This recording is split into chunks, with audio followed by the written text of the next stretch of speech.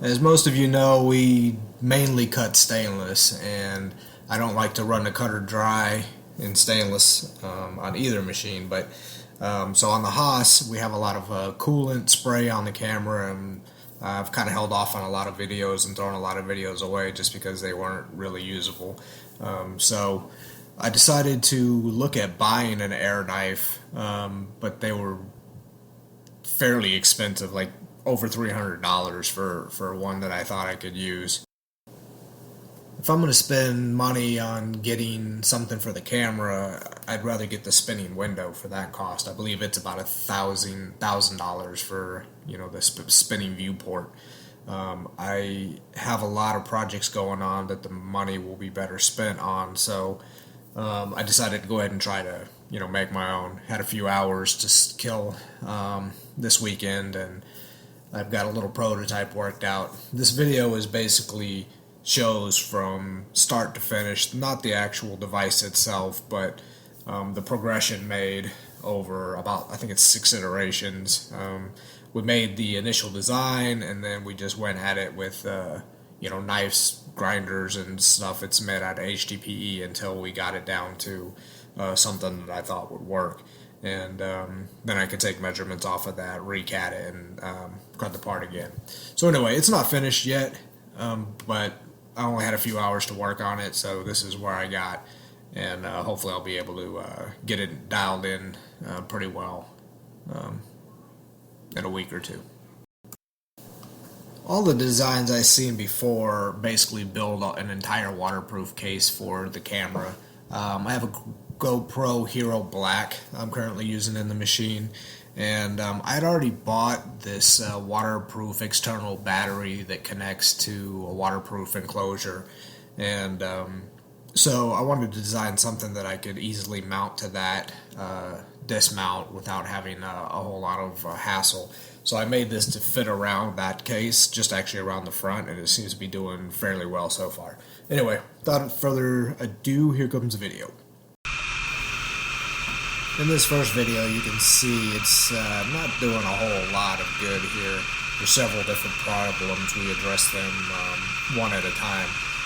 You can see there's a lot of coolant still kind of hanging out on the lens there.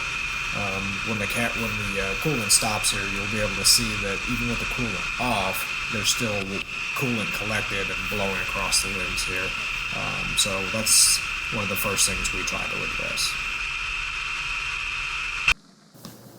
In the second attempt, you can see the air's off right now, so you can see the difference between, there it goes, on and off. We basically cleared out a little clearance on the backside so the coolant didn't get stuck. There was like a little lip. We cleared that out, and that made it a little bit better, but that's still not really acceptable. In this attempt, we didn't change much. We just rotated the blade to blow the opposite direction, and it's slowly but surely getting better.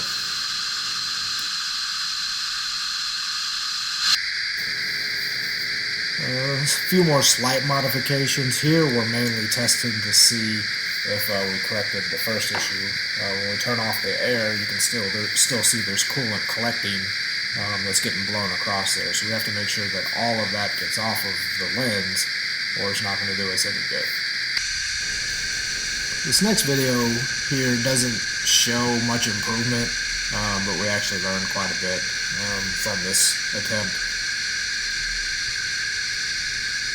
You can still see there's quite a bit of, we tried different pressures, and really didn't see much difference, I believe is all we changed in this video.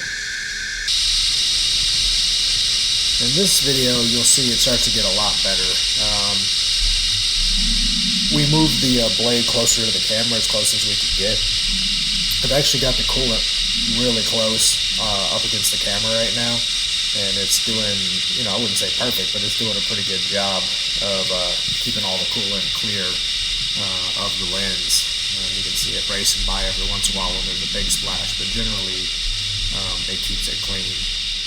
I brought the spindle really close to the camera here, and I do it again just to see how it would react, and it's actually doing pretty good. I do need to do some more testing using an end mill instead of this drill, but yeah, it's making progress.